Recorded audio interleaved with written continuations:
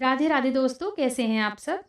आज हम पितृपक्ष में पड़ने वाली इंदिरा एकादशी या पितृ एकादशी, जिसे हम इंदिरा ग्यारस भी बोलते हैं, उसकी कथा का श्रवण करेंगे।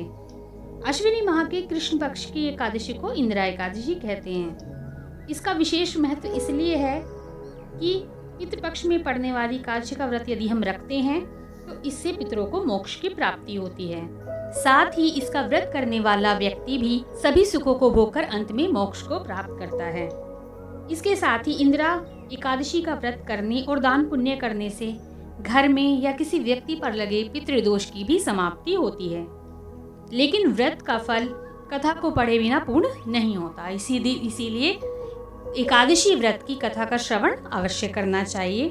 अगर आप व्रत नहीं भी करते हैं तो भी कथा बहुत ही पुण्य फल प्रदान करने वाली है तथा पितृदोष को समाप्त करने वाली होती है। तो सभी को एकादशी व्रत की कथा का श्रवण अवश्य करना चाहिए। तो आइए सुनते हैं इंदिरा एकादशी व्रत की कथा। धर्मराज युधिष्ठिर पांडवों सहित भगवान श्री कृष्ण से सभी एकादशी के महत्व के विषय में जान रहे थे।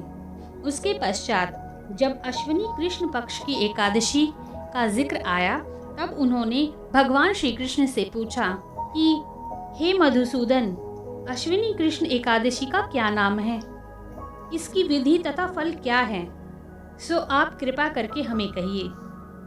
भगवान श्री कृष्ण कहने लगे कि इस एकादशी का नाम इंदिरा एकादशी है।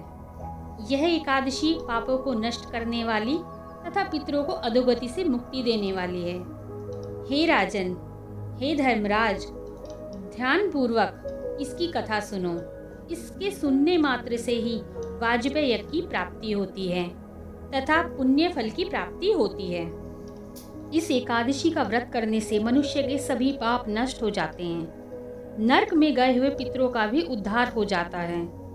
इस एकादशी की कथा के श्रवण मात्र से ही मनुष्य को अनंत फल की प्राप्ति होती है। मैं यह कथा तुम्हें सुनाता हूँ, तुम ध्यान पूर्वक श्रवण करो। प्राचीन काल में सतयुग के समय में महिष्मती नाम की एक नगरी में इंद्रसेन नाम का एक प्रतापी राजा धर्म पूर्वक अपनी प्रजा का पालन करते हुए शासन करता था। वह राजा पुत्र, पौत्र और धन आदि से संपन्न और विष्णु का परम भक्त था। एक दिन जब राजा सुखपूर्वक अपनी सभा में बैठा हुआ था तो आकाश मार्ग से महर्षि नारद उतरकर उसकी सभा में आ गए। राजा उनको देखते ही हाथ जोड़कर खड़ा हो गया और विधि पूर्वक आसन व अर्घ दिया। सुख से बैठकर मुनि ने राजा से पूछा कि हे राजन, आपके सातों अंग कुशलता पूर्वक तो हैं, तुम्हारी बुद्धि धर्म में और तुम्हारा मन विष्णु भक्ति में तो रहता है। देवर्षि नारद की ऐसी बातें सुनकर राजा ने कहा, हे महर्षि, आपकी कृपा से मेरे राज्य में सब कुशल है तथा मेरे यहाँ यज्ञ कर्मादि सुकृत हो रहे हैं। आप कृपा करके अपने आगमन का कारण कहिए। तब ऋषि कहने लगे कि हे राजन, आप आश्चर्य देने वाले मेरे वचनों को सुनो। मैं एक समय ब्रह्मलोक से यमलोक को गया।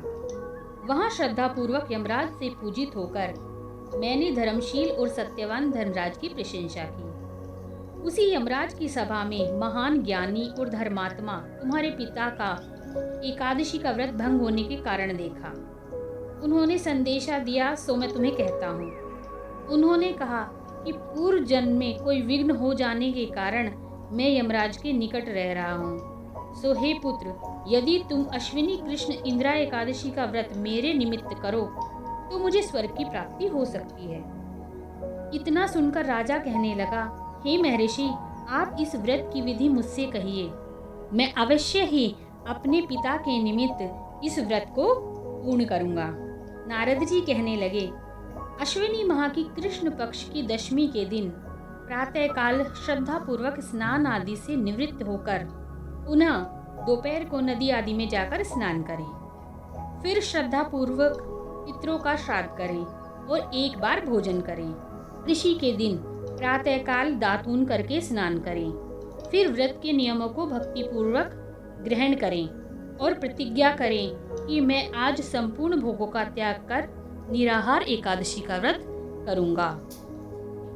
हे अच्युत, हे पुंडरीकाक्ष, मैं आपकी शरण हूँ, आप मेरी रक्षा कीजिए।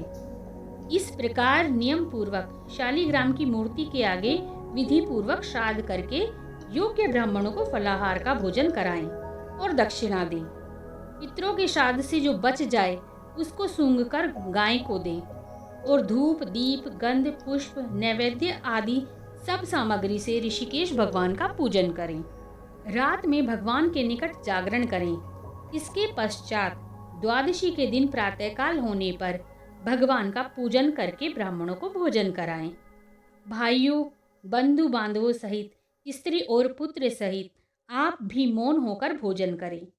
नारद जी कहने लगे, हे राजन, इस विधि से यदि तुम आलस्य रहित होकर इस एकादशी का व्रत करोगे तो तुम्हारे पिता अवश्य ही स्वर्गलोक को जाएंगे।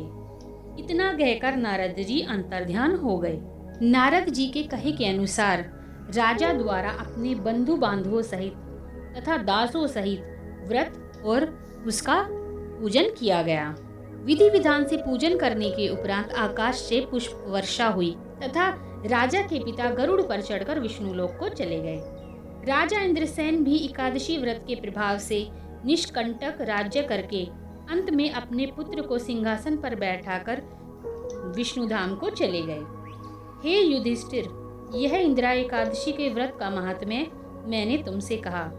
इस व्रत की कथा को सुनने मात्र से मनुष्य सभी पापों से छूट जाता है और पुण्य फल की प्राप्ति करता है और सब प्रकार के भोगों को भोग कर बैकुंठ को प्राप्त करता है।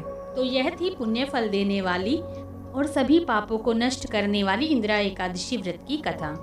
सभी को इस कथा का श्रवण अवश्य करना चाहिए। अगर आपको मेरी वीडियो पसंद आई हो तो इसे लाइक, शेयर करें और मेरे चैनल को सब्सक्राइब करें। और इसी के साथ मैं ये वीडियो समाप्त करती हूँ। राधे राधे।